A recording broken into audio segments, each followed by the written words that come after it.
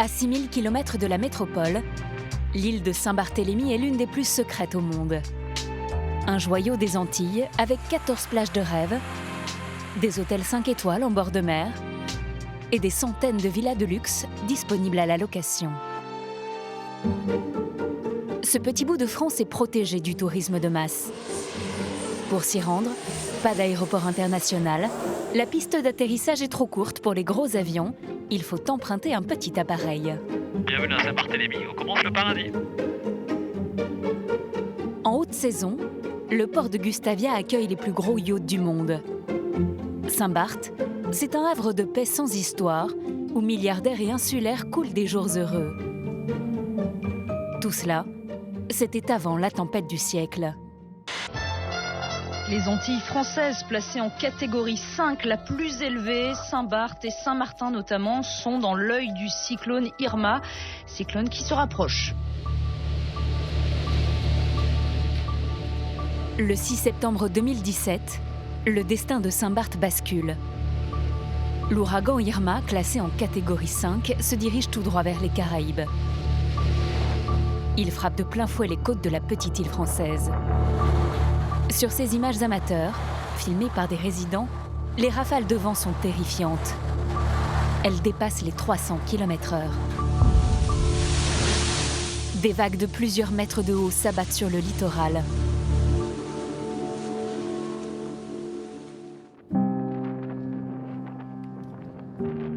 Lorsque les habitants sortent enfin de chez eux, ils découvrent une île dévastée. Oh mon Dieu, oh putain, oh c'est mort. Par terre. Oh il est foutu le restaurant. Par miracle, le cyclone n'a fait aucune victime. Mais les dommages matériels se chiffrent à 838 millions d'euros. Le paysage est apocalyptique. Les 10 000 habitants de l'île viennent de connaître l'enfer. Mais ils se sont lancés un incroyable défi. Ils vivent essentiellement du tourisme, alors tous doivent reconstruire leur paradis en un temps record. Pendant près d'1 an, nous avons suivi leur aventure extraordinaire. Dom louait des jet skis avant le cyclone. Il n'y a pas de millionnaire, il n'y a pas de pauvre, il n'y a plus rien. Aujourd'hui, c'est tout le monde la main à la pâte. C'est même plus une équipe Saint-Barth. Pour l'instant, aujourd'hui, c'est une famille. C'est une énorme famille qui se tient les coudes, qui se serre les coudes. Comme Dom, Monique Turbet est née à Saint-Barth. Sa famille est installée ici depuis 5 générations. Tout s'est envolé. Toutes les meubles, tout. Toutes. Propriétaire de nombreuses villas de luxe qu'elle louait aux touristes, Monique est pressée de les reconstruire. On était parti sur un truc dans le genre comme ça. D'accord. C'est en allée. Je veux que mes villas elles soient opérationnelles rapidement. C'est tous mes revenus, alors si j'ai pas de revenus, voilà. Sur toute l'île, c'est un immense chantier qui commence. Le Manapani, un hôtel 5 étoiles, avait quasiment achevé sa rénovation avant Irma. Tout est à refaire. Bonjour Valérie, je sauce pas. Bonjour Valérie. Anjous, sa propriétaire, s'est lancé un pari fou. Ouvrir seulement 6 mois après l'ouragan. On est obligé de courir après tout le monde, là c'est samedi après-midi, donc il y en a qui bossent, mais il y en a d'autres qui sont déjà en week-end. 70 employés vont arriver de métropole. Tous vont mettre la main à la pâte, comme Julie, la responsable du spa. On est rodé en ménage, déménagement, nettoyage du site. Le Petit Saint-Barth, un restaurant-cabaret, était très prisé des stars avant le cyclone. Carole, la patronne, va tout faire pour remettre en état la cuisine qui a été ravagée. Tout le matériel cuisine a pris, quoi. Donc on va essayer de tout revoir de la mise en route et voir un peu ce qui marche pas. Sting, Dustin Hoffman, Johnny et Laetitia y avaient leurs habitudes. Elle espère que ses clients fidèles seront de retour pour la soutenir. Si les gens qui aiment Saint-Barth, c'est les touristes, nos clients habituels qui veulent nous aider et qui tiennent parole et qui viennent, bon ben tout va bien. Pour se redresser, Saint-Barth va pouvoir compter sur l'arrivée d'une nouvelle clientèle, les fans de Johnny Hallyday. Pendant le concert, quand il passe sa main comme ça, je l'ai touché. Donc voilà, c'était génial. Quand il a chanté Que je t'aime, il était devant moi quand même. Donc c'est impressionnant, les yeux dans les yeux. Sophie, Francis et Maëlys, originaires de la Manche, vont partir en pèlerinage à Saint-Barth pour se recueillir sur la tombe de leur chanteur préféré. Le voir ici, c'est quand même assez émouvant, quoi. Pendant plusieurs mois, nous avons partagé le quotidien des habitants. Sur les chantiers, la pression monte et les tensions éclatent. C'est quoi? Je te les laisse sous les lambeaux. Et comment on fait? Eh ben, je me démerde. Des mois intenses, avec des moments de doute. Faut se mettre à l'évidence, il n'y a pas... C'est fini. Depuis-moi. Certains ont peut-être vu trop grand. Il va pourtant falloir qu'on y arrive, mais je pense que ça va être... ils vont clouer la dernière planche quand le premier client va rentrer dans l'hôtel. Qui sera prêt? Allez! Pour profiter du retour à Saint-Barth des premiers vacanciers.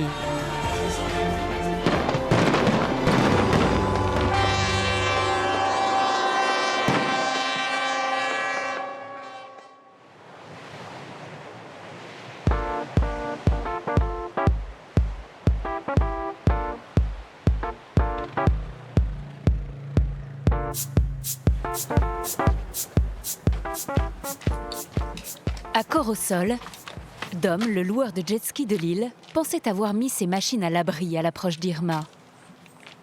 Mais j'ai trouvé des jets par terre sur le côté, des jets sur le bord de la route, il y en avait un peu de partout. Donc c'est sûr que c'est quand on travaille dur pour pouvoir gagner un peu sa vie, et quand on trouve tout ça dans cet état, ça fait toujours mal au cœur.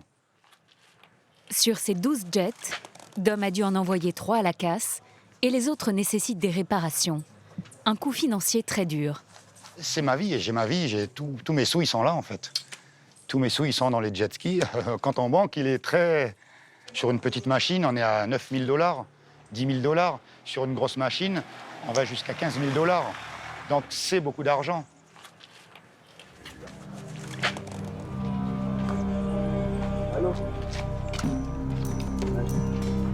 Mais les dégâts les plus importants pour Dom se trouvent dans le port de Gustavia, sur le quai où il louait ses scooters des mers aux touristes.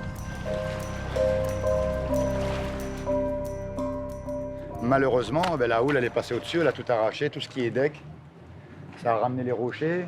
On avait quand même l'eau, la marée, avec la marée de tempête au niveau du premier étage là-haut. Donc vous pouvez voir un peu l'ampleur des dégâts. Ça arrache de tout, ça arrache le béton, ça arrache bois, murs, tout ce qu'il y a. Avec l'aide de son cousin, Dom nettoie son quai et répare son ponton. Il veut relancer son activité au plus vite. On se lève le matin comme tout le monde, que ce soit ici ou en métropole, on se lève le matin pour aller bosser. On passe des journées très dures. On rentre à la maison, on est tous fatigués, on n'est pas en train d'attendre sur le muret du coin de la rue, les deux pieds en éventail, l'argent ne tombe pas du ciel.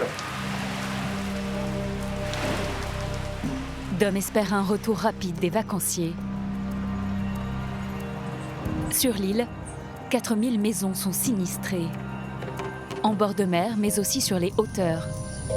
Comme cette villa, dans le village de Colombier. Tout est parti. Le deck, il reste plus rien. Le carrelage s'est décollé. Monique Turbet est une Saint-Barth. Sa famille est installée sur l'île depuis 2 siècles. À l'approche du cyclone, Monique s'est réfugiée dans sa villa. Elle s'y pensait en sécurité. J'ai pris peur. Je suis partie et là, j'ai été me cacher dans ma penderie. Elle a bien cru que son dernier jour était arrivé. Je suis restée 3 heures de temps là, à tenir la porte. Je pensais à mes enfants qui n'étaient pas là, à mes petits-enfants. Je pensais à mon père, je priais mon père pour qu'il me garde en vie. T'as toute ta vie qui défile. Son père, aujourd'hui décédé, était l'un des pionniers du tourisme sur l'île. Il lui a légué plusieurs maisons que Monique louait aux touristes avant le cyclone. Je vais vous faire voir les villas de mon père, de ma succession, qui ont complètement explosé, quoi. Premier arrêt à la villa Bellevue, à Marigot. C'est l'une des plus belles propriétés de Monique. Elle est située juste en dessous de la maison de Johnny Hallyday.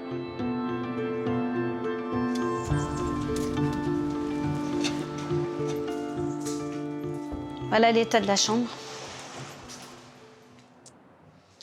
Alors le vent, il est rentré par là, il a fait exploser la vitre et il est sorti par là.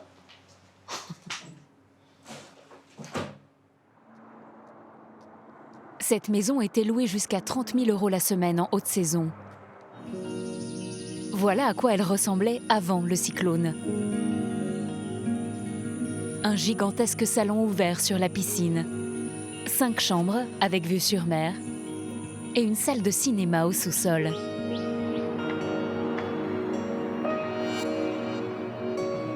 Un peu plus loin, sur les hauteurs de Toigny, un coin de l'île très exposé au vent, cette autre villa de Monique est méconnaissable. Comme vous pouvez le constater, hein, il ne reste plus rien. Irma a littéralement balayé l'intérieur de la maison. Moi, je suis venue tout de suite après l'ouragan et on n'a rien trouvé, même pas dans la nature, rien. Tous les meubles se sont envolés? Tout s'est envolé. Toutes les meubles, tout. Toutes.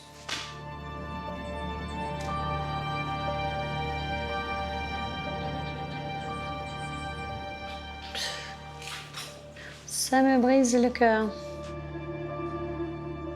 Ah, excusez-moi.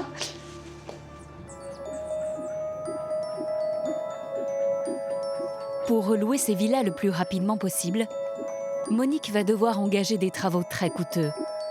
Il y en a pour plusieurs millions d'euros de réparation. Très vite, elle a convoqué plusieurs artisans de l'île. Ça va, Monique? Bonjour, ça va? Ça va. Ouais, Le portail balustrade brise-bu. On était parti sur un truc dans le genre comme ça. D'accord. C'est en alu? Pour être remboursée par les assurances, Monique doit attendre les conclusions des experts. Mais cela peut prendre des mois. Elle n'a pas de temps à perdre, alors elle verse les premiers montants des travaux de sa poche. Alors, j'ai mis déjà ton chèque. Comme ça, tu me refais. Ouais. Je te refais tout ça. Ouais. Cet entrepreneur reçoit un chèque d'acompte de 20 000 €. Ouais, non, je l'ai déjà gardé. Cet autre artisan, un charpentier, reçoit lui aussi son premier versement. Monique veut s'assurer que les ouvriers démarrent au plus vite. Demain, vous avez commencé? Ça va par priorité, c'est les premiers qui signent qui sont servis en première. Premier qui signe, premier qui paye. Je suis dans quel nombre? Premier, deuxième. Deuxième, d'accord. Mais après, s'il te plaît, hein, t'es sur mes chantiers, tu bouges plus, hein, tant que c'est pas fini. Hein. D'accord? Voilà, comme ça qu'on a convenu. Allez, merci, bye bye. Les premiers touristes pourraient revenir dans 3 mois à peine. Saint-Barth ne fait que 24 km². L'île est un petit village où la majorité des 10 000 habitants se connaissent. Et il y a une femme qui est une vraie vedette. Normalement, ma mine, c'est là. C'est France, 76 ans. Ce matin-là, elle se rend au supermarché. Enfin, juste derrière, elle se dirige tout droit vers les poubelles, à la recherche de nourriture pour des victimes du cyclone. Voyons voir. Je regarde s'il y aurait quelque chose à récupérer. Professeur de français à la retraite, France fait partie des habitants modestes de l'île. J'ai trouvé 3 kiwis. Là, il n'y a rien. Aujourd'hui, sa récolte est maigre, à peine quelques fruits. Donc c'est toujours mieux que rien. Quelques pommes et un peu de basilic un peu moisi. Allez, on y va. Sur l'île, France est surnommée Mère Tortue. Voilà. Installée à Saint-Barth depuis 30 ans, elle a sauvé la vie de milliers de tortues, victimes d'accidents de la route. Et après Irma, les rares qui ont survécu sont toutes traumatisées. Viens, on va aller chercher la bonne mangue. C'est vraiment une miraculée, un miraculé. Alors tes impressions, dis-leur, commencent à souffler sur la pauvre carapace de la pauvre mademoiselle Gonfaron. Hein? Ça fait 2 jours qu'elle tremble plus. J'avais jamais vu une tortue trembler. Elle était comme ça, je lui donnais à manger, elle tremblait. Ah, ma pauvre Gonfaron. Elles sont des dizaines autour de chez elles à se régaler des fruits et légumes que France récupère. Viens, tu vas manger avec mademoiselle Gonfaron. Mais il ne faut pas la sauter après, parce que dans le général, il mange et puis après, il saute la femelle. Elle est très fatiguée, mademoiselle Gonfaron. France vit seule dans cette petite maison en bois à flanc de colline. Son toit a été en partie arraché et risque de s'écrouler. Pour l'instant, aucun artisan couvreur n'est disponible pour le réparer. Le problème pour avoir les devis, c'est un safari pour avoir les devis. Et tant que je n'ai pas fait boucler le dossier complet des devis, je n'ai pas les sous de l'assurance. La nuit du cyclone, France s'était réfugiée dans l'immense villa de son voisin suisse, apparemment plus solide. Mais elle non plus n'a pas résisté. Alors je ne vous dis pas le beau jardin qu'il avait juste avant le cyclone. Il y avait des nénuphars, des lotus et autres jacinthes d'eau, c'était super joli. Avec son voisin suisse et sa femme, France s'est mise à l'abri dans l'endroit le plus protégé des vents de la maison, les toilettes des invités d'à peine 2 mètres carrés. On était tous les 3 couchés là, dans cet espace restreint, à plat ventre. Bon, ça va, je fais du yoga, j'étais encore un peu souple, mais lui, il avait un peu du mal. Ils y sont restés calfeutrés pendant 6 heures. France s'estime heureuse d'être indemne aujourd'hui. Il y a un tas de gens, ils ont fini, je ne sais pas si vous voyez, attachés avec une sangle à la tuyauterie dans un WC. Et encore, tout était parti, attaché, autrement ils s'envolaient. On a eu de la super chance qu'il n'y ait eu aucun mort.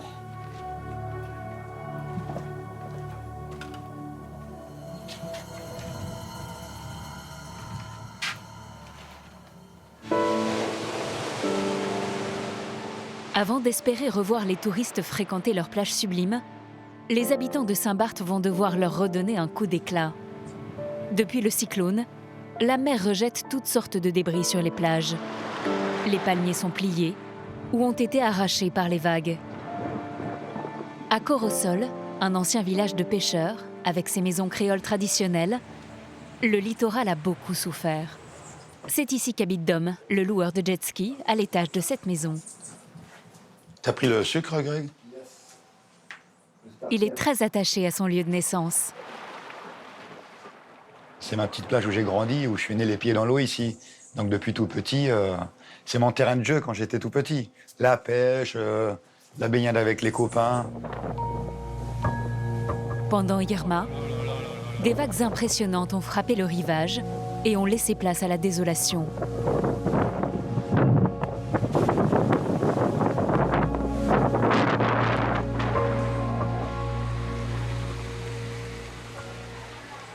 Comment ça va? Ouais.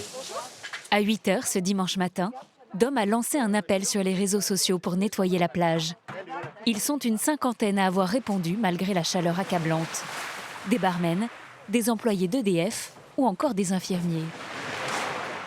Franchement, je suis très content, c'est super bien. Il y a encore du monde qui arrive. Et non, c'est génial. Les plongeurs, les enfants, les mamans, tout le monde. C'est magnifique.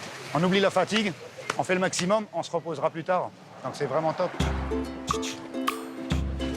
Première étape, ramasser les débris sur le sable et dans l'eau. Au bout d'1 heure, les détritus s'accumulent. Dom est surpris par la quantité d'objets rejetés par la mer.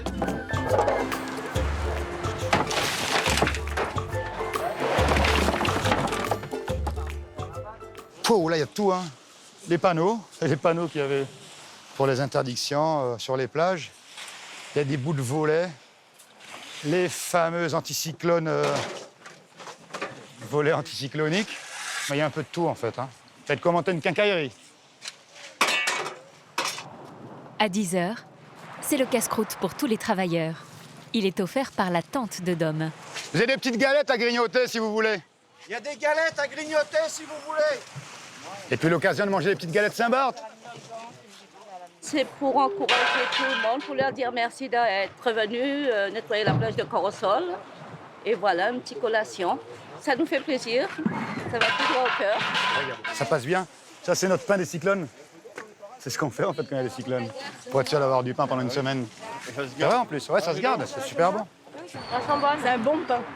Mais bon, comme elle était venue pour maigrir, mais elle est en train de bouffer 1 tonne de galettes, elle va pouvoir nettoyer la plage demain, quoi. Non, il n'y a pas une seule amie.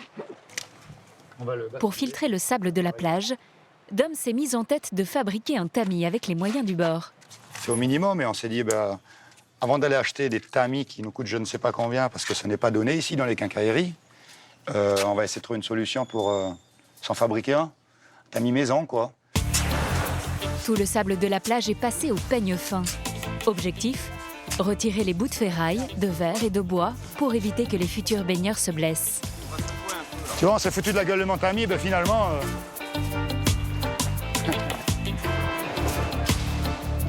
Une fois nettoyé, le sable est ensuite réétalé sur la plage. À la fin de la matinée, 3 bennes d'ordures pleines sont évacuées vers la déchetterie.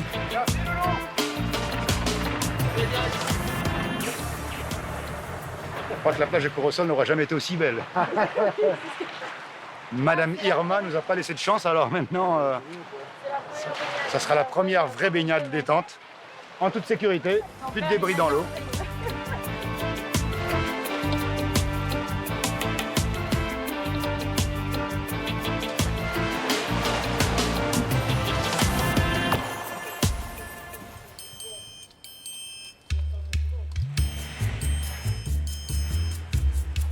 Un mois après le cyclone, Mère Tortue a repris son activité favorite, prendre soin de ses reptiles. Ça boude la mangue d'après cyclone. Tu sais que des casse-couilles comme toi, j'en ai pas beaucoup vu. Hein.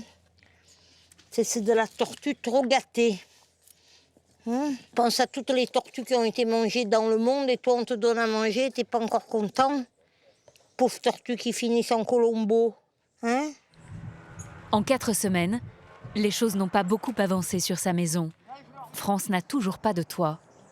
Il faut être réaliste. Je veux dire, les entreprises, elles ne se précipitent pas pour faire des travaux sur des cabanons de 60 mètres carrés comme le mien, alors qu'ils ont 500 mètres carrés à refaire à tarif plein pot. Mais aujourd'hui, elle va avoir une bonne surprise. Elle reçoit la visite des pompiers. Ah, je suis ravie. Surtout que c'est pas pour un incendie. Ils sont 5 à venir lui prêter main forte. Bonjour monsieur. Ça va, ça va.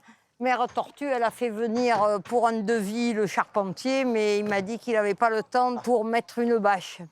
Alors, vous voyez, je peux vous fournir l'échelle, bien que ça soit presque une injure pour des pompiers. Le toit n'est plus soutenu et menace de s'effondrer. Donc quand les volets sont partis, ça m'a fait partir le support là, de la charpente. Tout a plié. Donc on voit bien qu'il est plié là. Donc on va s'occuper de ça. On va la déceler un petit peu. Pour refixer le poteau, les pompiers sortent l'artillerie lourde. Une pince de désincarcération qui sert habituellement aux voitures accidentées. France est impressionnée. Oui, que j'immortalise ces débuts de travaux au long cours.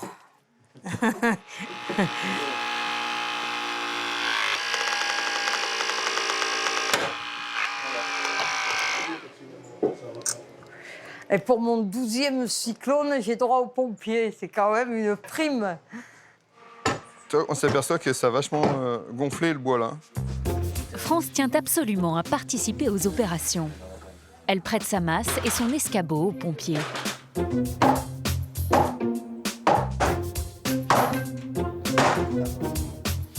Au bout d'1 heure, la charpente est sécurisée. Les pompiers peuvent monter sur le toit pour fixer les tôles avant de poser la bâche. France grimpe à son tour. Malgré la chaleur étouffante, elle ne veut pas rater une miette du spectacle. Christophe, le chef des pompiers, n'en revient pas de son énergie débordante. T'as vu son âge, elle est toujours au taquet, c'est incroyable hein, quand même. Hein. Mais c'est bien de voir des gens aussi actifs à cet âge-là. Hein. Ça prouve encore qu'on a encore quelques belles années devant nous. En tout, les pompiers vont mettre 4 heures à couvrir le toit de la petite maison de France. Même si c'est une première victoire importante dans la reconstruction, elle sait que cela prendra beaucoup de temps d'avoir un nouveau toit. À mon avis, 6 mois, ça serait un miracle. Une gestation de baleine me paraît plus réaliste. C'est-à-dire 9 mois ou plus. Disons, si c'était sécurisé fin juillet pour la prochaine saison cyclonique, je brûlerais des cierges à la bonne mère comme des troncs de cocotiers. Encore merci pour votre sympathie et votre efficacité. Pas de problème. À la prochaine. Ah ben, espérons que ça ne soit pas pour un toit.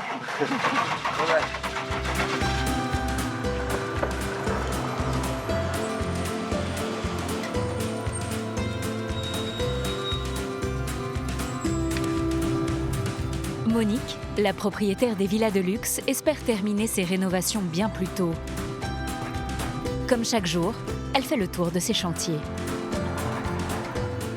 Je vais voir comment ça avance, si tout le monde travaille, si tout le monde est sur le chantier, est-ce qu'ils sont bienvenus là? Vous savez, il y a le proverbe qui dit « quand les chats sont loin, les souris dansent ». Alors si vous n'êtes pas là pour surveiller les travaux, le travail n'est pas bien fait correctement ou ils ne sont pas là. Voilà. Dans l'une de ces villas à Colombier, une dizaine d'ouvriers s'affairent. Des couvreurs, des menuisiers, des maçons ou encore des vitriers. Mais l'un d'entre eux manque à l'appel et bloque l'avancée du chantier. Monique s'en agace. Oui, Sergio, bonjour Monique. Écoute, ça fait 150 fois que je t'appelle. J'aimerais bien que tu me rappelles, là, s'il te plaît, parce que je dois être fixée pour la baie vitrée de Angelo et je dois être fixée par rapport à chez Mélissa. J'aimerais bien que tu me rappelles avant midi. Merci, bye. Il répond pas à mes textos, il répond pas à mes WhatsApp, il répond pas à mes messages et ça m'énerve. Parce que quand tu as payé quand même plus de 20 000 € d'acompte sur plusieurs chantiers, non, il y a quand même un minimum de respect, quoi. Bruno, un maçon portugais, est lui plus assidu à la tâche. Malgré tout, Monique est en permanence sur son dos. Quand est-ce que tu me mets quelqu'un à enduire? Demain. Demain? Et Monique, elle est exigeante alors? Elle vous demande beaucoup? Non, elle demande tous ses droits, quoi. Après, c'est normal. Quand le client il paye comme il faut, il a le droit de demander d'être exigeante, quoi. Je pense pas qu'il ait des reproches à me faire parce qu'il me donne la facture aujourd'hui. L'après-midi, il a son chèque, alors... Malgré l'argent dépensé, les rénovations de la villa vont prendre plus de temps que prévu. Monique n'est pas prête de la relouer. 3 mois après la terrible tempête, Saint-Barth reprend enfin vie. Grâce à de fortes pluies et à l'humidité, la végétation se régénère. Dans la baie, quelques méga-yachts sont là, comme celui du milliardaire russe Roman Abramovitch, un mastodonte des mers long de 162 mètres. Sur les plages, des touristes sont déjà de retour.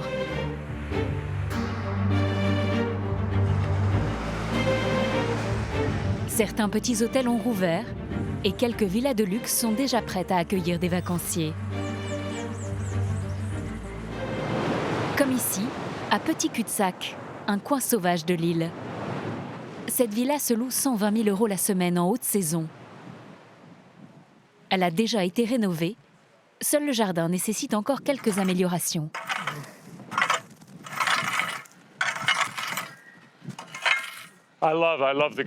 J'adore le jardinage. C'est mon activité favorite ici. Dès que je suis à Saint-Barth, je suis toujours en train de faire quelque chose dans le jardin. C'est une très bonne thérapie. Cet homme n'est pas le jardinier de l'incroyable villa, John Paul en est l'heureux propriétaire. Je suis venu 10 jours après le cyclone à peu près. C'était vraiment très triste à voir. Il n'y avait plus de feuilles, sur aucune plante. Et là, c'est déjà tout vert.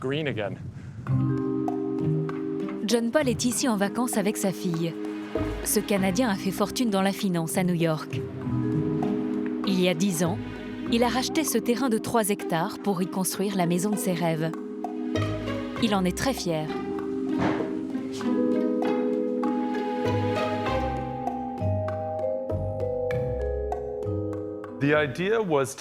L'idée, c'était d'avoir un endroit avec une vue panoramique sur l'ensemble, tout en étant protégé de l'extérieur, du soleil et de la chaleur. On a mis des œuvres d'art magnifiques, transparentes, pour que l'on puisse voir à travers. La villa compte 6 chambres et dans la partie supérieure, une deuxième piscine attenante à la suite parentale. Chaque matin, vous vous réveillez avec cette vue extraordinaire.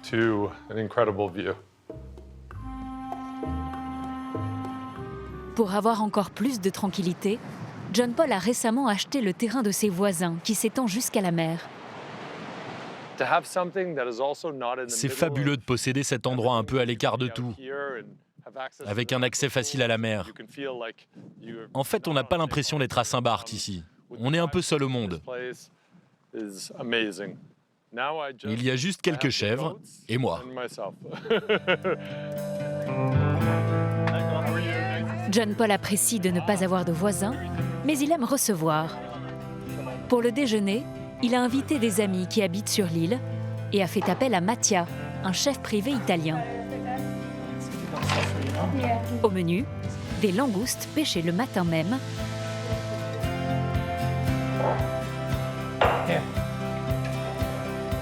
et des spécialités italiennes faites maison. C'est magnifique. J'adore la présentation.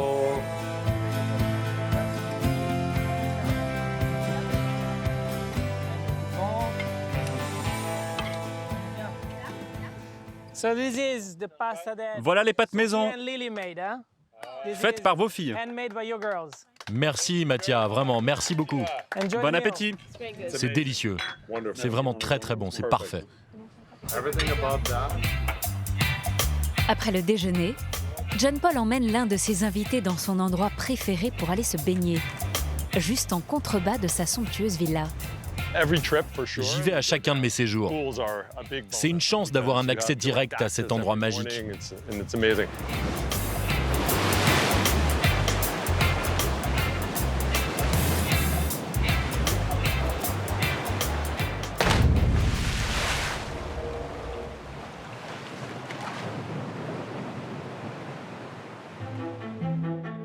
Trois mois après le cyclone à Gustavia, les bâches sur les toits ont disparu. Dans le port, une vingtaine de bateaux sont amarrés. Leurs propriétaires sont venus soutenir l'économie locale. Pourtant, il y a 3 mois, voilà à quoi ressemblait Gustavia.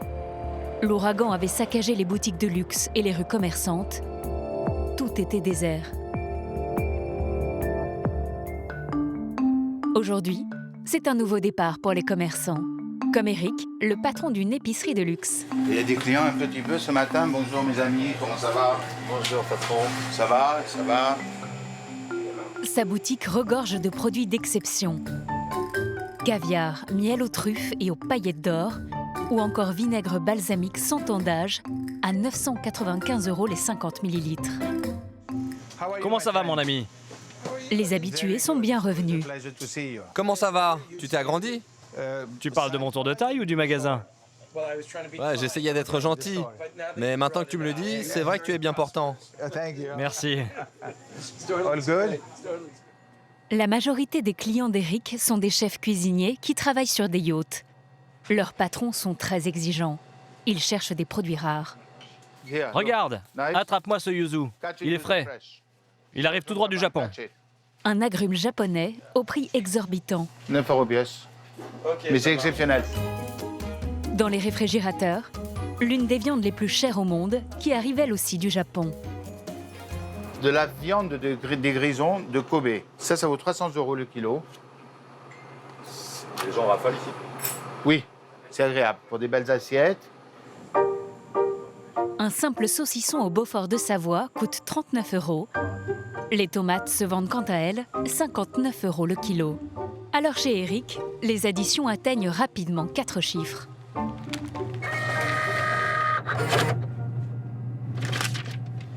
Ces deux chefs allemands travaillent pour un vacancier qui séjourne sur un yacht. En bon commerçant, Eric va leur sortir le grand jeu. Comment puis-je vous aider? Ok. Il les emmène dans la chambre froide et leur propose ses meilleurs produits. Vos patrons, ils aiment la mortadelle aux truffes? La mortadelle aux truffes? Oui, pourquoi pas. Elle est délicieuse. Tiens. Et du homard vivant, vous en voulez? Non. Non, ils n'aiment pas ça? Tant pis. Petit à petit, le caddie des deux chefs se remplit. Bon, on est pas mal. On est pas mal. Eric sort alors sa botte secrète. La dégustation de sa fameuse viande de Kobe, affinée pendant 4 mois. Quand vous aurez goûté ça, vous pourrez mourir tranquille. Vous direz, c'est bon, j'ai rencontré Eric, je suis un homme heureux. Attendez de voir la réaction. 2 minutes, et c'est l'orgasme. Regardez le visage du chef. D'abord, il mange, il attend, et regardez, ça y est. Ouais, c'est délicieux. Vous trouvez qu'Eric est un bon vendeur? Oui, c'est le meilleur vendeur du monde. C'est le type le plus incroyable que j'ai jamais rencontré. Merci Eric. Ouais, c'est vraiment excellent.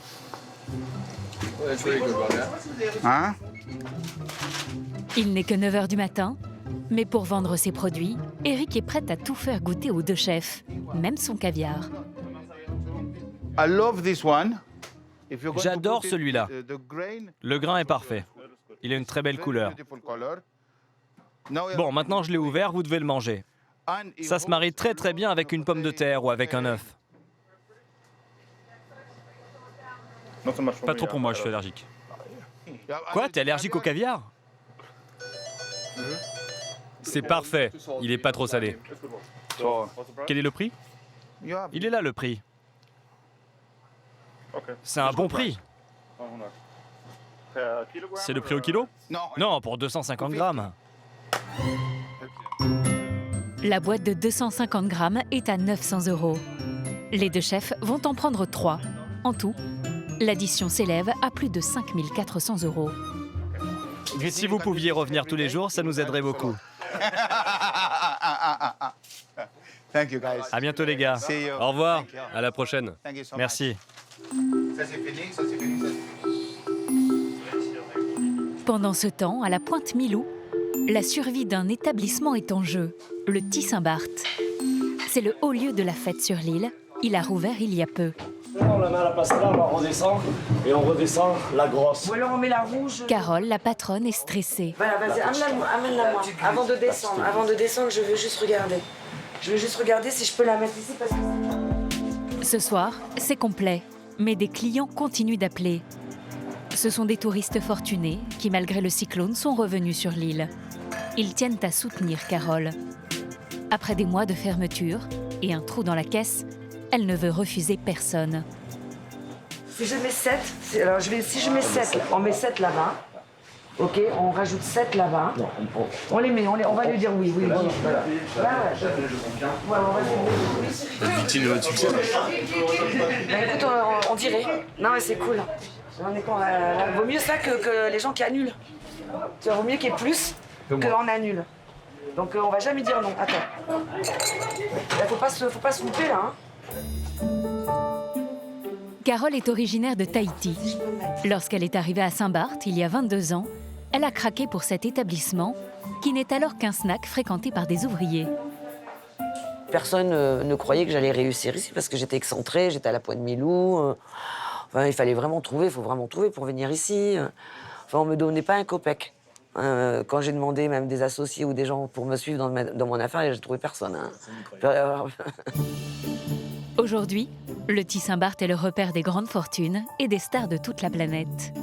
Kate Moss, Sting, Dustin Hoffman, Ensuite, là, j'ai Johnny Hallyday, Laetitia. Comme j'existe depuis 22 ans, c'est quand même une institution. Donc, en fait, les gens, ils viennent au TI parce qu'il y a une âme. En cuisine, Pascal, le chef, est lui aussi très anxieux. L'ouragan s'est engouffré par 7 fenêtres, aujourd'hui murées. Le matériel a pris l'eau, mais il doit se débrouiller avec. Ouais, moteur, frigidaire, tout ça, tout ce qui est... Et l'électrique, quoi. Même le petit matos électrique. Moi, je vois, ici, on a du petit matos qui claque au fur et à mesure. Pire, l'élément central de la cuisine est à moitié en panne. Bah, sur le piano, en fin de compte, on a un four qui ne fonctionne plus.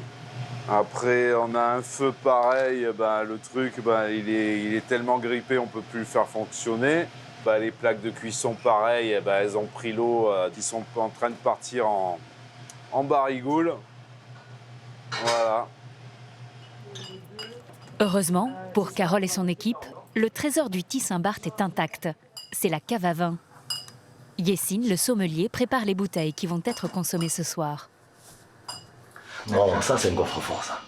Il y a du cheval blanc, en double magnum. Les Pétrus, les Lynchbach en 3 litres, Calon Ségur en 3 litres. Après là, c'est des beaux petits magnums. Et après, voilà quoi, la grande classe. La grande classe, c'est... voilà, c'est ça la grande classe.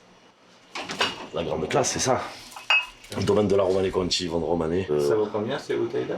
À l'achat, elle coûte un peu plus de 10 000 €, donc à la vente, un peu plus de 30 000. La cave de Yessine ne regorge pas uniquement de vins millésimés. Il y a aussi de grands champagnes qu'il compte écouler ce soir. On a tous les prix, hein, il faut avoir du champagne pour tout le monde. Hein. Après ça c'est... voilà quoi, si on peut pas. Ça c'est 4 500 €. Il est 21 h. Les premiers clients arrivent. Bonsoir. Attendez, je vous prends en photo. Au Thie Saint-Barth, on les cajole. Ils sont pris en photo comme des stars. Il est nerveux, hein? Ouais, il s'est pressé. Bonne année! The life is beautiful. Dans la salle ce soir, 70% des clients sont des Américains habitués de l'île. Très vite, le Thie Saint-Barth retrouve son atmosphère d'avant Irma. Drapeau américain, s'il vous plaît. Allez. Drapeau de New York. Les filles, elles sont où les filles? Les commandes de champagne à plusieurs milliers d'euros s'enchaînent. À chaque fois, Yessine apporte les bouteilles avec un drapeau, celui de la nationalité des clients à la table.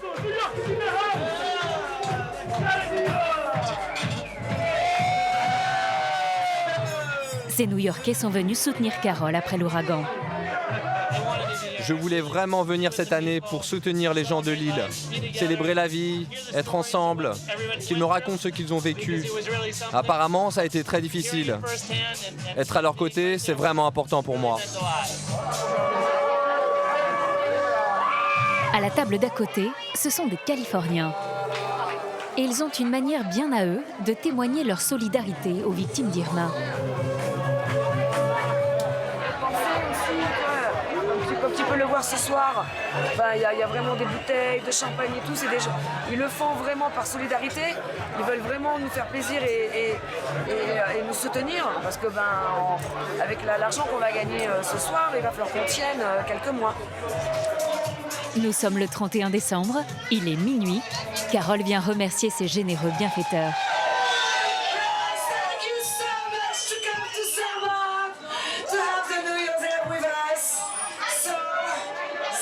Thank you so much.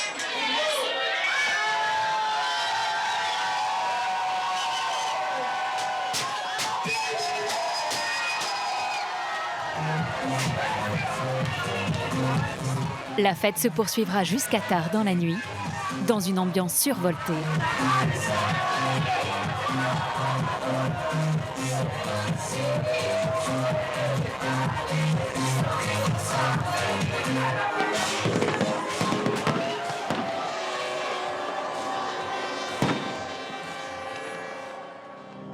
Comme Carole, certains ont relevé le défi d'être prêts 3 mois après Irma.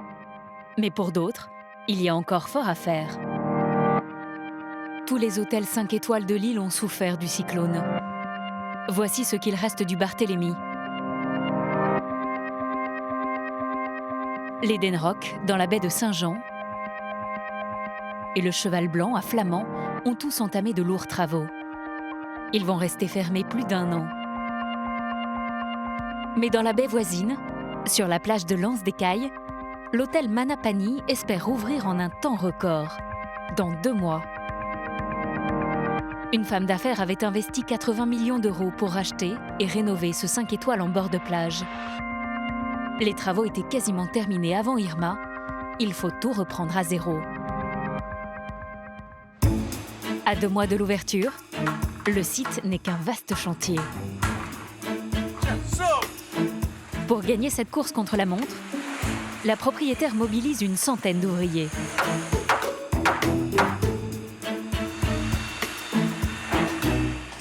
Ah, c'est bien, ils sont en train de faire le scellement de la charpente là. Ouais, ils enchaînent. C'est cool. Jean-Sébastien, l'architecte de l'hôtel, a la lourde tâche de tout terminer dans les délais.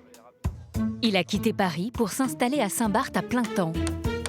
Jean-Sébastien est spécialiste en rénovation de bâtiments. C'est son premier chantier aux Antilles. Toute la ligne de béton brut que vous voyez sur la maison, c'était le niveau existant du terrain. Chez les voisins, comme chez nous, il y a 1,50 m, quasiment 2 mètres de plage qui sont partis avec Irma. En fait, ce n'est pas le vent, mais la houle qui a causé le plus de dégâts. Sur cette photo prise pendant l'œil du cyclone, on aperçoit l'hôtel à moitié sous les eaux. En se retirant, la mer a emporté le sable. La piscine au bord de l'eau s'est effondrée sur elle-même. La piscine, quand on est arrivé, était à peu près brisée en 2 sur la partie avant, côté mer. Elle s'était affaissée d'une vingtaine de centimètres. Et donc, une fissure énorme au travers de la piscine. Toute la partie avant, tout le dallage autour, était éclaté en morceaux à travers toute la plage, voire dans la mer. Il n'y avait même pas de question à se poser, c'était irrécupérable. Jean-Sébastien prend immédiatement la décision de tout détruire. Aujourd'hui, le moule en béton de la nouvelle piscine vient d'être coulé.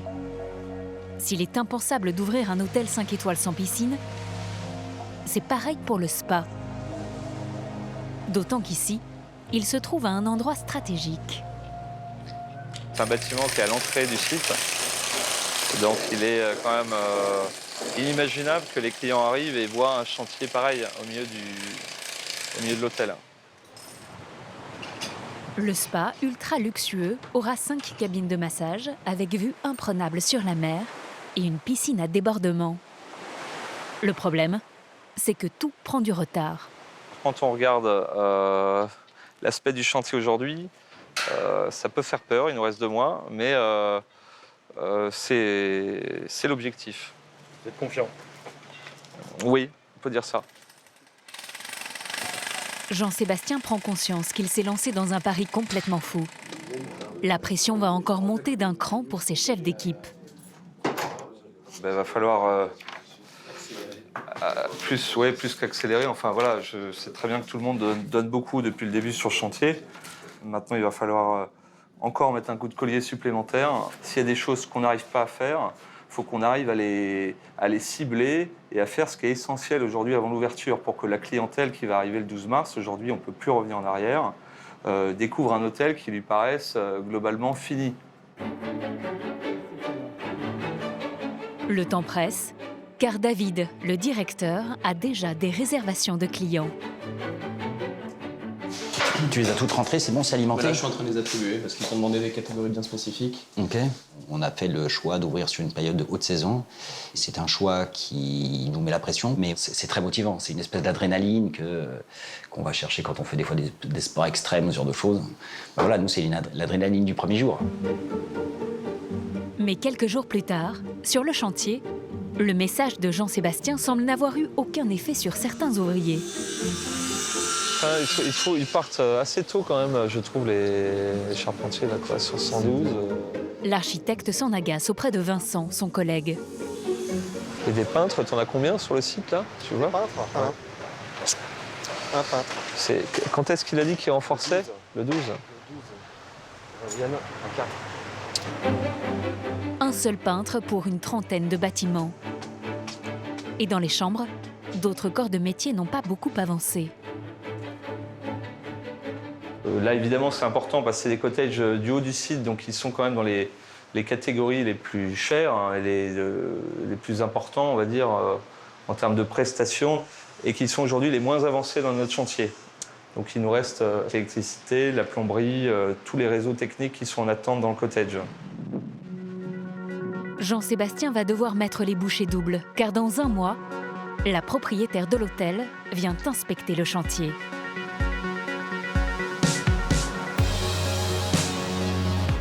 À Corosol, le petit village de pêcheurs, Dom est prêt pour accueillir les vacanciers. Ses jet skis sont réparés, il va enfin pouvoir les remettre à l'eau. Vous descendez de chaque côté, je vais descendre au plus bas possible sans mettre les roues du quad dans l'eau. Après, on finira à la corde. Donc là, ce sont les premiers jets. Il y en aura 11 comme ça à mettre à l'eau. Mais rien que de savoir que les premiers, ça y est, on commence à les mettre, c'est un soulagement. On se dit que rien n'est perdu. C'est bon, Odin fait glisser.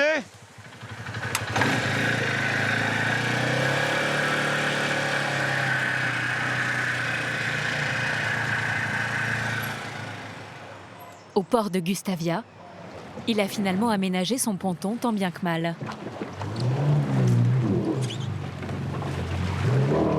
Le bâtiment devant son quai est encore en rénovation. Des palissades en bois masquent les travaux. C'était tellement vaste comme destruction qu'on ne pouvait pas repartir, personne ne pouvait repartir sur une grosse construction qui aurait pris trop de temps. Et avec tout ce qu'on a subi, il fallait quand même pouvoir être là et avec l'activité ouverte pour les gens qui viennent sur l'île comme pour les locaux. Aujourd'hui, Dom a eu une réservation de clients américains. Ils sont venus de New York passer quelques jours sur l'île. C'est une très belle journée aujourd'hui. La mer est très plate dans la baie de Saint-Jean et à Flamand.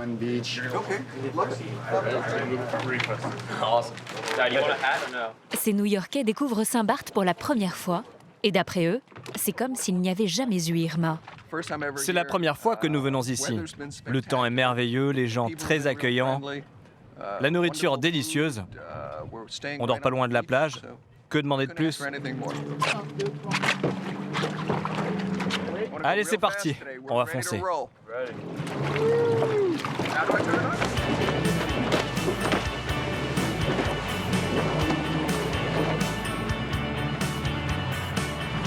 Pour une heure de jet ski, les Américains ont déboursé 140 € chacun. On entend les cris de monsieur qui s'éclatent, donc c'est que tout va bien.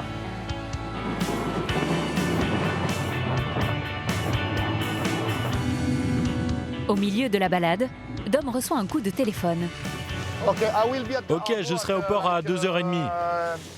Je vous appelle quand j'arrive, pas de problème. De rien, à tout à l'heure.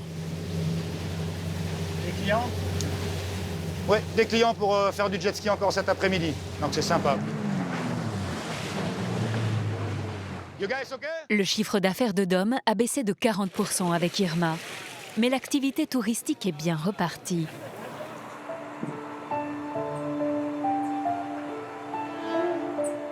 Six mois après le cyclone, de nouvelles perturbations météorologiques ralentissent la reconstruction de l'île. Depuis plusieurs jours, une forte houle frappe les côtes. Au port de commerce, les bateaux de marchandises ne peuvent pas accoster. La tempête a même coupé le réseau de distribution d'eau. À cause de la pénurie de matériaux et de la coupure d'eau, le chantier de Monique est à l'arrêt. Les barges qui devaient ramener du sable, elles n'ont pas pu venir, hein, parce qu'avec la houle, il n'y a pas eu de bateau qui a pu venir près du quai. Et là, maintenant, pas d'eau de ville. Sans eau, vous ne pouvez pas faire le béton, vous pouvez pas faire de... Sans le sable, vous ne pouvez pas faire de béton. Voilà, tout s'enchaîne, quoi. Sans béton, les ouvriers sont bloqués. Ma saison, elle est complètement perdue, quoi. Faut se mettre à l'évidence, il n'y a pas c'est fini. Mais dans l'une de ces villas, moins endommagées par le cyclone, les travaux sont quasiment terminés. Monique reprend espoir. Sa saison n'est peut-être pas totalement perdue. Comme vous voyez, la piscine, elle est finie. Le deck, il est fini. Il manque la balustrade à faire par là. À l'intérieur aussi, Monique a une bonne surprise. Ah, c'est bien blanc, c'est magnifique. Ah, je suis trop contente de revoir ma belle toiture. Vous voyez le bout? Ouais, pas encore, mais je pense que d'ici fin de semaine prochaine, oui. Je suis confiante. Retour au Manapani. J-15 avant l'ouverture. La centaine d'ouvriers travaillent désormais 7 jours sur 7. Le moule de la piscine a été coulé, mais la terrasse en bois n'a pas encore été posée autour du bassin. Du côté du spa, il reste un énorme travail d'habillage à l'intérieur des cabines de massage et sur les façades.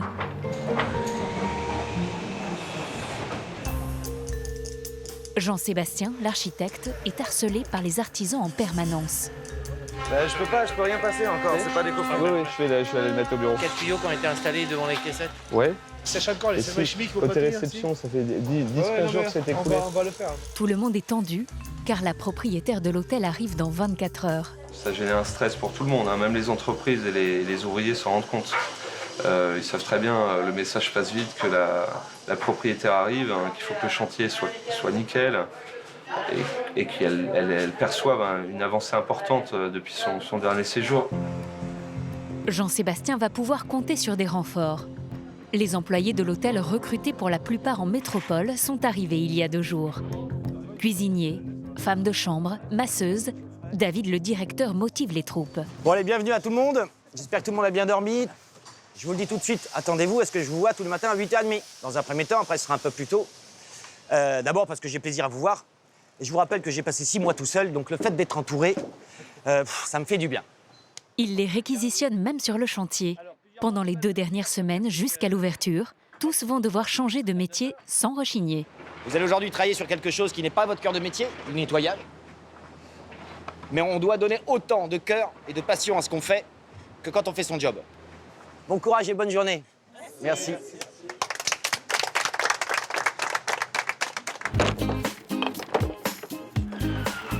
Une partie des employés s'attelle à éliminer toute trace du chantier.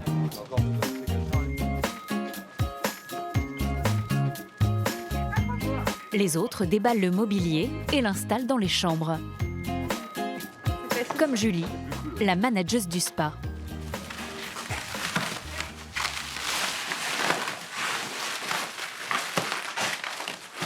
Vous avez déjà fait une ouverture avant?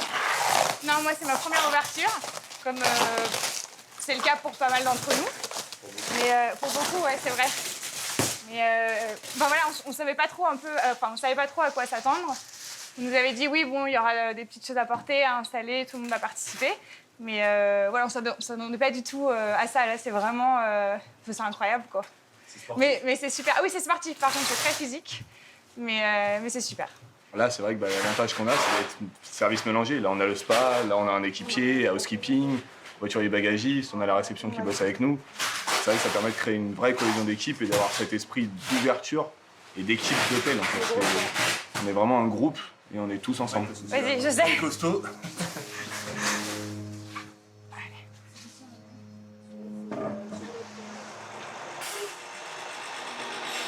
Avec Valérie et Mathilde, ses collègues, Julie va découvrir le spa où elle espère bientôt faire des massages. C'est facile d'accès, évidemment. Ah, donc là, ils ont coulé le sol, super. Dans les cabines, le béton est encore frais et les murs totalement nus. Tout doit pourtant être opérationnel dans 15 jours. Là, on a déjà nos premières réservations. Il y en a un couple qui vient passer sa lune de miel à l'hôtel Manapani. Et ce sera nos premiers clients au spa. Après l'ouverture, 30 minutes après l'ouverture, on va pouvoir les recevoir. À condition que tout soit terminé. Clairement, c'est un immense chantier. Maintenant, ça deviendra un très beau spa, peut-être le plus beau de l'île, et on fera en sorte que ce soit le meilleur. Côté cuisine, les équipes ont également hâte de régaler les premiers clients. Là, on a allumé tout au niveau électrique sauf la friteuse. D'accord. En attendant, le chef Édouard et sa brigade doivent préparer le repas du personnel. Mais rien ne fonctionne. Est-ce que tu peux voir si quelqu'un peut nous faire tourner la climatisation, parce que là, on n'en peut plus là. Ok. Sinon, on va avoir besoin d'une piscine à l'intérieur de la cuisine. La climatisation n'est pas branchée. Il fait plus de 40 degrés dans la cuisine. Et au moment de cuire la viande, sauf qu'il peut, une épaisse fumée envahit la pièce. Ça fume, on n'a toujours pas de hotte, donc ça devient compliqué. La hotte a été commandée en métropole. En fait, la hotte est en plein milieu de l'Atlantique. On ne l'a pas reçue encore à cause des délais d'Irma dans un premier temps, et ensuite les délais qu'il y a eu au niveau de tous les bateaux, la neige en France, tout ça. Donc la hotte est en plein milieu de l'Atlantique, et pour l'instant, on a de la fumée dans la cuisine. Voilà, c'est pas le top du top, mais bon, faut faire avec. Ça va être du sport. On va voir. Moi, j'y retourne.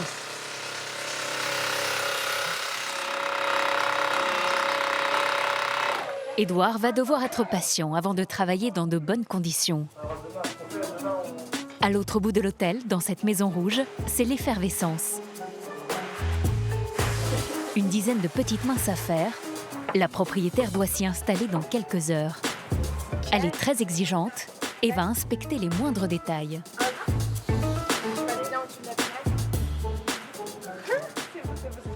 Elle va passer ses doigts, elle va regarder partout, ce qui est tout à fait normal. On est un petit peu stressé, mais ça va le faire. Gauche, pas saché. Pas chassé. Pas saché. Recule un peu, par contre, que j'ai la gueule dans le mur. S'il te plaît, la télé, on parle vite.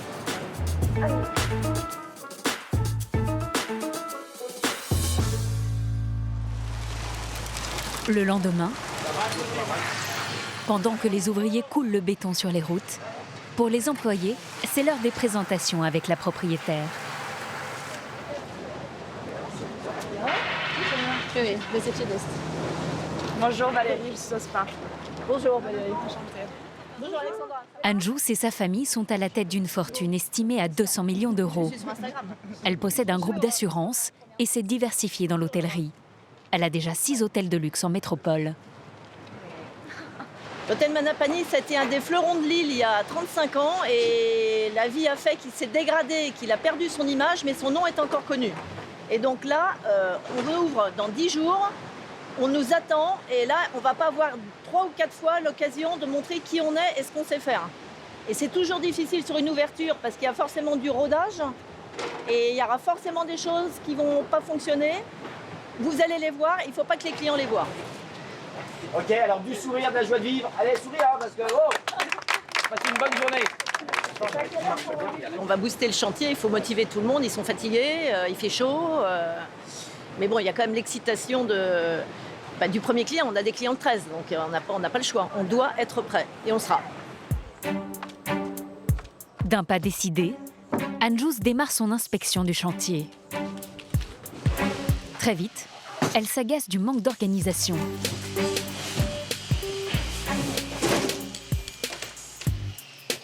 Non, bah c'est pas là.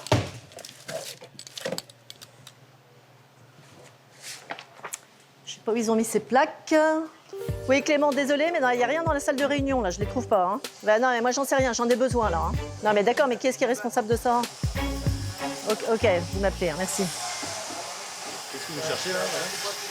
Je cherche, on a fait faire des plaques avec les numéros des cottages qui ont été dessinés par une artiste qu'on a fait travailler pendant 1 an, qui nous a fait plein de dessins, et il faut qu'on les pose, quoi. Et comme ça, c'est du détail, voilà, peut-être que la veille de l'ouverture, on va se dire « Ah, mais on n'a pas de signalétique, donc autant le faire tout de suite. » Voilà, et donc là, on cherche le colis, voilà.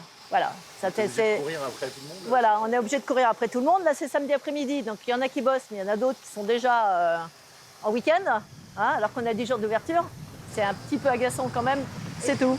Donc, je vais continuer à aller chercher et je vais trouver. Hein. Bon, vous voyez là, par exemple, je vais demander pourquoi est-ce que l'eau coule là. L'eau, c'est comme une denrée extrêmement rare à Saint-Barth. cette eau manifestement ne sert à rien. Voilà, c'est pas grave, donc voilà. Mais bon, ça c'est anecdotique. Vous avez l'œil sur tout? Non, je sais pas si j'ai l'œil sur tout, mais j'ai l'œil un peu aiguisé quand même.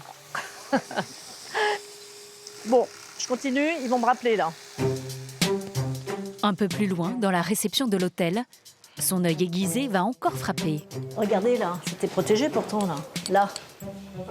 Il y a une légère tache sur le sol. Non, non, non, on a frotté avec de l'eau, ça marche pas. Ça vous va pas? Non. Ça va s'en aller, ça? Ça n'y était pas. Non, absolument, ça n'y était pas. Mais je voulais vous jouer, je préférais vous montrer, surtout que là, l'espace est clos maintenant et personne ne rentre dedans, quoi. Hein. Ok, bon, merci. Quelques minutes plus tard, les plaques en céramique avec les numéros des chambres réapparaissent. Bon, quel numéro on essaye, là? Elle est partie où? On peut prendre la 300 même pour les mettre. Oui, mais on peut se mettre à côté. Vous voulez celle-là? Celle-là, oui. Voilà. Il faut s'aligner à chaque fois, il faut prendre pour repère. Bah là, ça va, c'est pas un peu haut quand même? Bon, enfin, ceci étant, on le voit. Hein. Voilà, ce que vous voyez, c'est pas un truc, c'est pas essentiel. Si on n'avait pas les numéros de chambre pour l'ouverture, on peut quand même louer nos chambres. Voilà. Par contre, c'est mieux que si on les a. Ça doit être terminé. Donc, voilà. Bon. C'est au tour du pépiniériste d'en prendre pour son grade.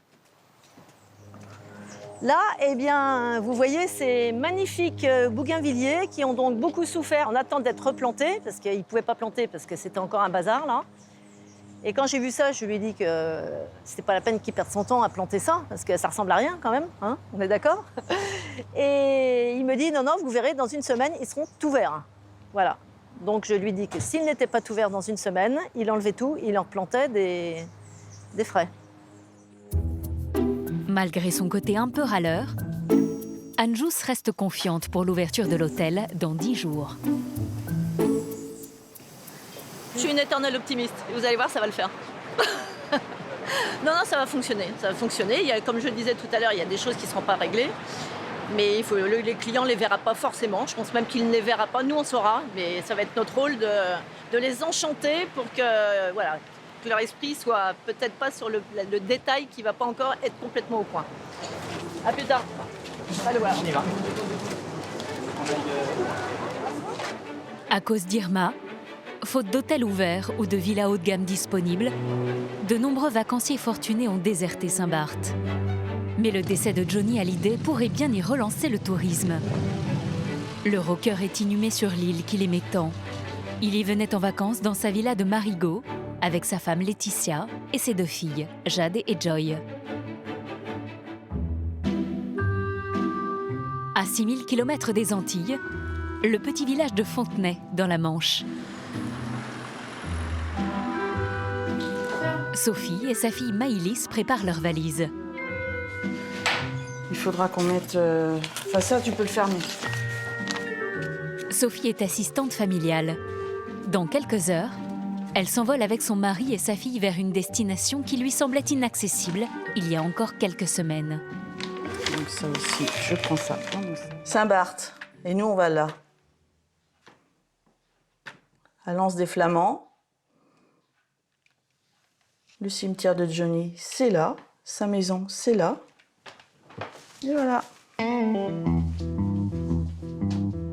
Sophie est une fan de la première heure de Johnny Hallyday. À l'annonce de sa mort, elle était inconsolable. J'ai pleuré pendant au moins 8 jours. J'ai regardé toute l'inhumation, enfin toute la cérémonie religieuse dans mon canapé avec mon rouleau de sopalin, avec mon chien assis à côté de moi, et j'ai pleuré. Sophie conserve de nombreux souvenirs de son chanteur préféré.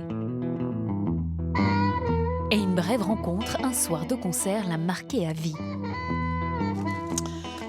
Je suis arrivée à 8h le matin devant le Zénith. J'ai couru pour être devant la scène sur la barrière. Et pendant le concert, quand il passe sa main comme ça, je l'ai touché. Donc voilà, c'était génial. Quand il a chanté « Que je t'aime », il était devant moi quand même. Hein. Donc c'est impressionnant, les yeux dans les yeux. Hein. Quand il a chanté? Que je t'aime. Bon, sauf que c'était pas moi qui le disais.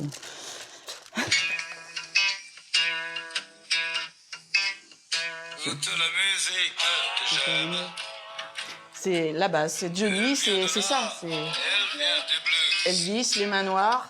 Voilà. Les mots ne sont jamais les mêmes pour exprimer ce qu'est le blues. J'y mets mes peines. Et tout ça, ça devient le blues. Votre mari vous a suivi dans votre passion?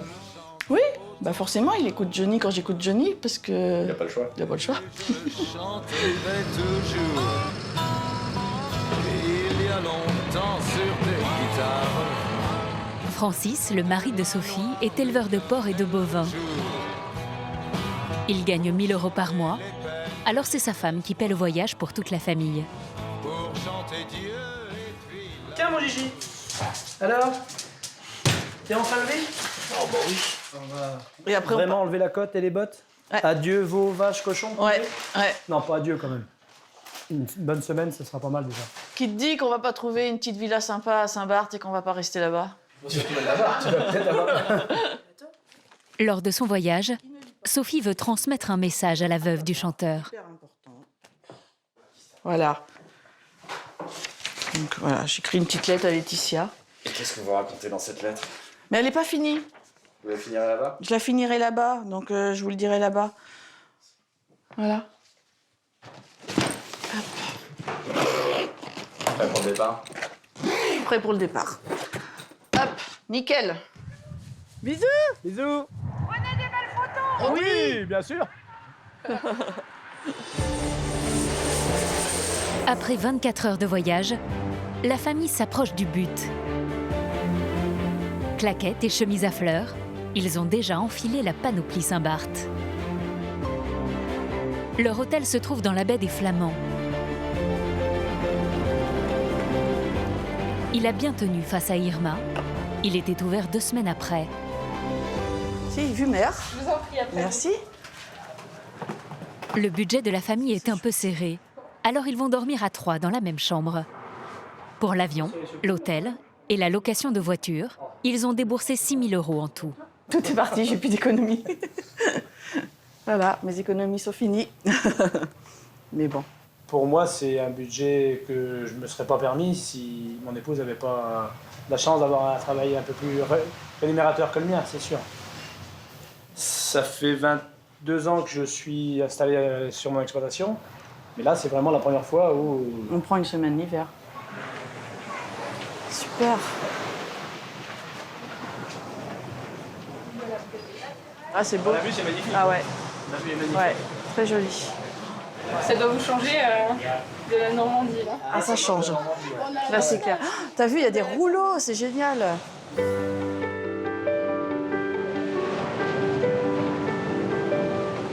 Le lendemain matin, avant de partir sur les traces de leur idole, la petite famille s'aventure sur la plage des Flamands, l'une des plus durement touchées par Irma.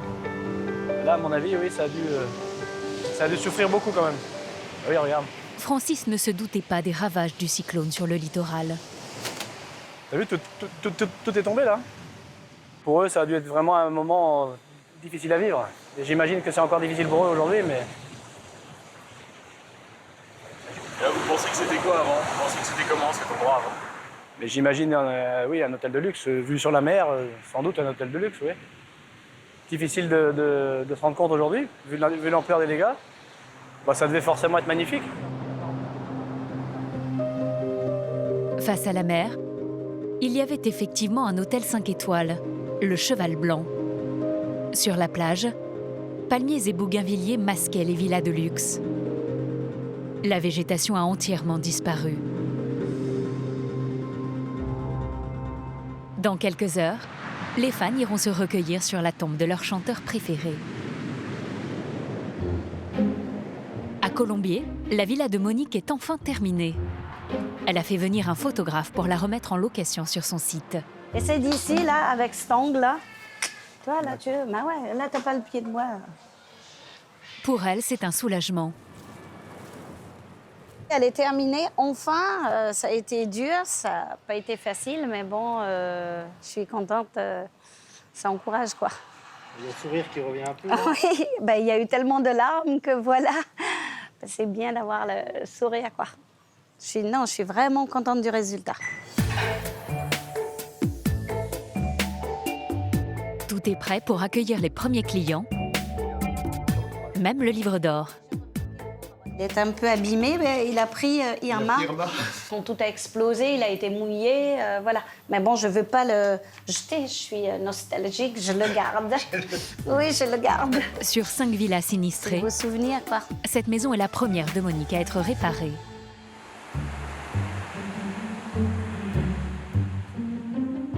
Hôtel Baie des Anges sur la plage des Flamands.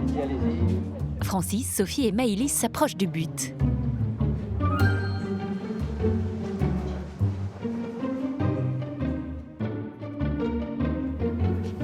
T'as les clés de la voiture, toi? Mais oui. Je pense pas à tout, mais des fois ça m'arrive de réfléchir quand même. Ils vont se rendre sur la tombe de Johnny Hallyday.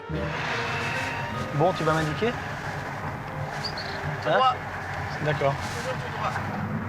Sophie a soigneusement repéré les lieux. Bah déjà, il faut aller direction Lorient. Donc voilà. Puis après, je pense qu'on va trouver, c'est devant la mer. Donc en restant devant la mer, on va trouver. Avant le cimetière, stop obligatoire pour la famille de fans chez l'un des seuls fleuristes de Saint-Barth.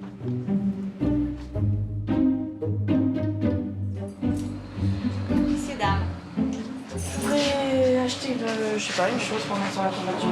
Oui, mais écoutez, je peux vous proposer une petite rose blanche. Je sais pas si ce genre de choses. Oui. Oui, eh ben, venez voir. Je vais vous l'emballer, puis si vous voulez, vous pourrez mettre un petit mot dessus. Oui. Mais au moment de s'adresser à son chanteur préféré, Sophie peine à trouver les mots. Un petit mot. Quelques mots. Bon, ben ouais, quelques mots, pardon. Quelques mots pour te dire que tu nous manqueras, mais que tes chansons resteront toujours dans notre cœur et notre tête. On continuera à les chanter. Tu signes Sophie? Ta Sophie, non? Ta Soso. Même s'il a chanté Que je t'aime devant moi, je ne signerai pas ta Sophie. Non. Francis en profite pour se renseigner sur les habitudes de Johnny à Saint-Barth. Et Johnny, venez vous voir ici? Maintenant, je ne l'ai jamais eu dans ma boutique, mais quand même, je l'ai croisé dans l'escalier, oui, bien sûr. Oui. Si, mais c'est cool, comme tout le monde. Si les gens ne sont pas... on ne les dérange pas. S'il aimait être ici, c'est que justement les gens d'ici ne le dérangeaient pas. Qu'il était au calme, qu'il pouvait vivre une petite vie tranquille avec ses filles, peinard. Merci. Au revoir, messieurs, dames.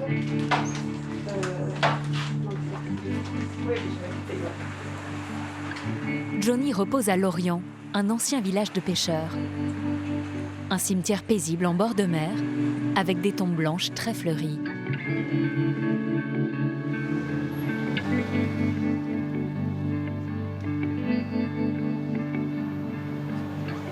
Eh ouais, mon pote.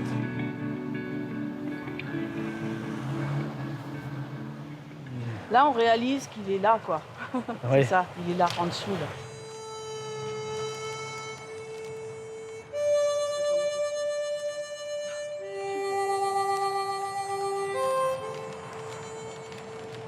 Je suis assez ému quand même. Je ne pensais même pas que ça allait me faire autant de choses, quoi. Même si j'ai l'air d'un gros dur, le voir ici, c'est quand même assez émouvant, quoi. Et c'est au tour de Sophie d'adresser son message à Laetitia. Johnny était avant tout votre mari, un homme et un père. Vous auriez pu garder votre douleur cachée, mais vous l'avez partagée avec nous et pour cela, merci. Même si je n'ai pas de tatouage, pas de t-shirt à son effigie et même si je ne l'ai vu que 2 fois en concert, il restera toujours mon chanteur préféré. Ces chansons éternelles resteront dans nos têtes et nos cœurs. Vivez pour le meilleur. Voilà. Je vais la déposer en espérant que Laetitia puisse la lire.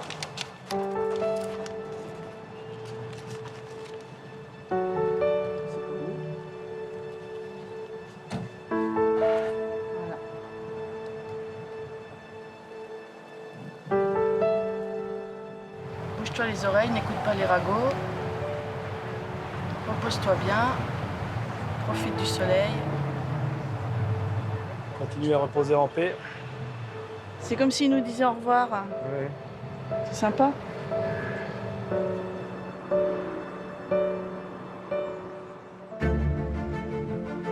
À Lens-des-Cailles, aussi incroyable que cela puisse paraître, l'ouverture du Manapani est bien prévue dans 3 jours. À l'extérieur, c'est encore le chantier. Mais en cuisine, enfin une bonne nouvelle pour Édouard, le chef.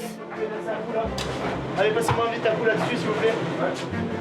Il retrouve le moral, sa hotte est arrivée. On a la hotte, on a la clim, on a tout ce qu'il faut pour travailler maintenant, donc J-3. Donc il va falloir mettre les bouchées doubles pour être prêt pour l'ouverture. L'arrivée de la hotte, c'est surtout un soulagement pour Anjous, la patronne du groupe hôtelier. Il était temps, hein. Ok, à tout à l'heure. L'arrivée de la... De la hotte? Ah oui, c'est une excellente nouvelle, parce que si on n'avait pas de hotte, on n'avait pas les autorisations d'ouvrir pour des raisons de sécurité, et donc voilà, on n'ouvre pas. Donc voilà, on va pouvoir le faire. Je crois que le chef va se décontracter. C'est ça, je vais me décontracter. Ce problème réglé, Anjous va pouvoir tester les pâtisseries qui seront offertes aux clients à leur arrivée. Ça y est, je viens pour goûter. Vous arrivez au bon moment. Des gâteaux nantais, un dessert cher à son cœur. Pourquoi un gâteau nantais, un gâteau d'accueil? Pourquoi Nantes? Déjà, nous sommes nantais. C'est la première raison, mais il y a un gâteau nantais qui existe, qui est connu de tous les Nantais, qui est à base de rhum, on est aux Antilles. Bah, ça l'est de toi, quoi. Voilà, et en plus j'adore ça. Alors, je suis pas secrétaire. Le gâteau? Les deux. les deux. Reste à savoir si Hugo, le pâtissier, a la bonne recette. Il est bien imbibé, il est bien lourd. Hein. Il est excellent.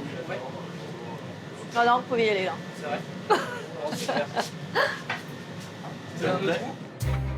Les gâteaux sont nantais et les palmiers, eux, viennent des États-Unis. Une centaine vont être replantés un à un pour effacer les traces du désastre et rendre à la plage son aspect paradisiaque. Déplie le bras. Déplie le bras comme si tu allais mener vers moi. Amène-le vers moi. Alexandre, le paysagiste, vient de recevoir une cargaison en provenance d'une pépinière de Floride. Les palmiers font 6 mètres de haut. On y va. À Saint-Barth, on veut aller plus vite que la nature. Ils ont déjà la taille idéale. Stop. Il était inenvisageable de planter de jeunes pousses. Non, ça c'est dans un autre monde et dans un monde idéal. Les bisounours, tout le monde veut aller vite. Tu t'attends pas 15 ans pour voir ton cocotier pousser. T'es pas là pour ça, quoi. Mais ce qui est normal, la clientèle qu'on a aussi, les touristes qui viennent ici, ils veulent du beau de suite, ils veulent pas attendre. Alexandre et ses équipes ont encore du pain sur la planche. Aux 4 coins de l'hôtel, ils doivent aussi habiller les parterres de plantes. Et remplacer les fameux bougainvilliers qui ne plaisaient pas à la patronne. Du haut de l'hôtel, Anjous continue d'observer la progression du chantier. Je vois que le jardinier a encore pas mal de travail. Là, il y a un gros volume de plantes à mettre, et tant mieux d'ailleurs, parce qu'il en manque. J'ai un peu plus d'inquiétude sur la partie basse, là, nos amis charpentiers de la piscine. Il va pourtant falloir qu'on y arrive, mais je pense que ça va être... ils vont clouer la dernière planche quand le premier client va rentrer dans l'hôtel. La terrasse en bois autour de la piscine a effectivement pris du retard. Il est où l'autre, le troisième? Il est en train de bisquer déjà. D'accord. Bah voilà, de toute façon, je suis là, je les gère. Pour accélérer les choses, Joseph, le chef des charpentiers, a fait appel à du renfort. Ça fait 2 semaines, on a enlevé tout le monde des autres chantiers pour réunir, pour privilégier le Manapani. Vu l'ampleur du chantier. Pas sûr que cela suffise pour terminer à temps. 2 jours plus tard, la veille de l'ouverture, les ouvriers n'ont toujours pas fini. Parmi les différents corps de métier, les travaux ne se font pas toujours dans le bon ordre. Entre Joseph, le charpentier, et le plombier, les esprits s'échauffent. Ne t'énerve pas, ça sert à rien. Mais ouais, mais ça m'a cassé. C'est moi qui vais faire ça parce que ça fait jamais on est là. Alors, tu sais quoi? Je te les laisse sous les lambeaux. Et comment on fait? Eh ben, je me démerde derrière. Tu peux pas les dévisser, ça sont sous les lambeaux. Putain, c'est pour ton service. À côté, dans le spa, même si tout n'est pas terminé non plus, l'ambiance est plus détendue. Avant d'enchaîner une nouvelle nuit de travail, les ouvriers, pour la plupart portugais, ont organisé un petit buffet. Regarde là, regarde là. Au menu, des spécialités et des boissons de leur pays. Et une invitée très attendue, Anjus, la patronne.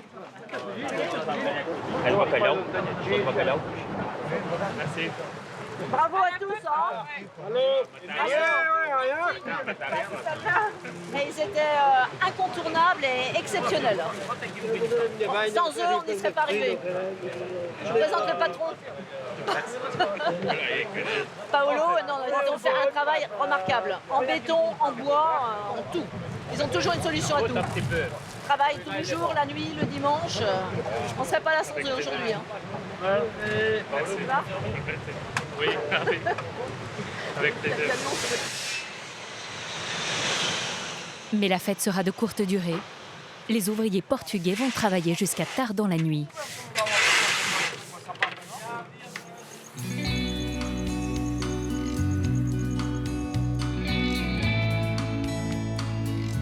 Ah ben je crois que c'est là. Ouais. T'as vu comme c'est beau? Ouais. C'est magnifique. Les petits Saint-Barth. Et voilà. Pour Francis, Sophie et Maëlys, le voyage se termine déjà. Ils ont décidé de passer leur dernière soirée dans l'un des endroits préférés de Johnny, leur idole, le Saint-Barth. Attendez, avant que vous ayez une photo. Ah Mais nous, on n'est pas des vrais stars. Mais si, regarde, là, juste là. Moi, je ne vais pas faire mon escalier. Moi, je veux une photo de famille sympathique.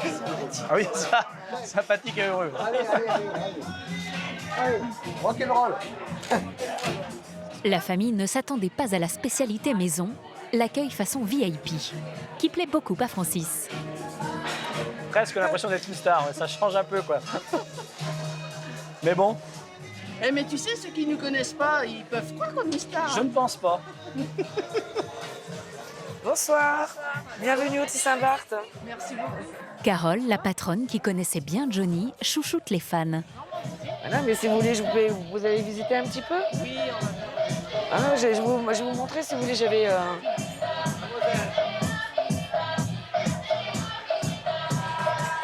Elle leur montre tous ses souvenirs passés en compagnie du chanteur au Saint-Barth. On a eu la chance de le côtoyer de près. Voilà. Et il est mané. Hein. C'est une personnalité. Hein. Ah ouais. Elle a de la chance. Elle a de la chance. Je pense qu'il y a beaucoup de personnes qui aimeraient bien vivre seulement la semaine qu'on vient de vivre. Avoir le plaisir d'être au Saint-Barth, que la patronne vienne nous parler en nous parlant de Johnny, je commence à croire à être une star. «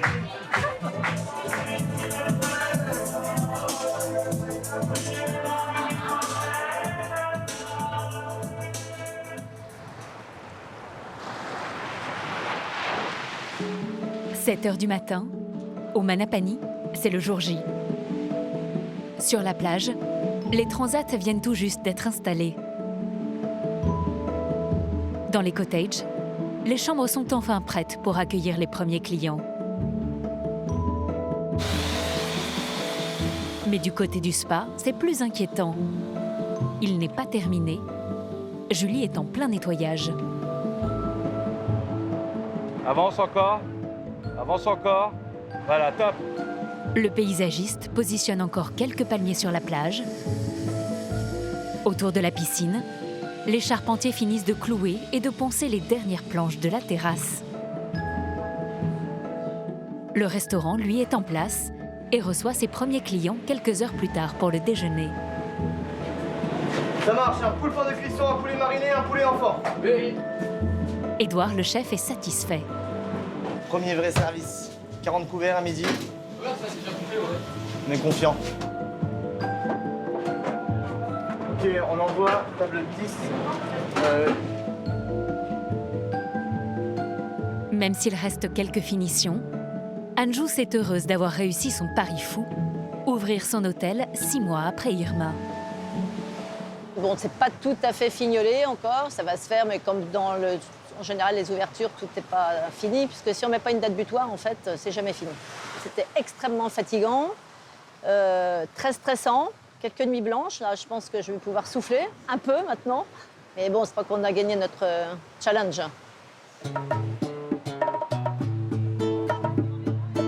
Il faudra 48 heures de plus pour que tout soit parfait.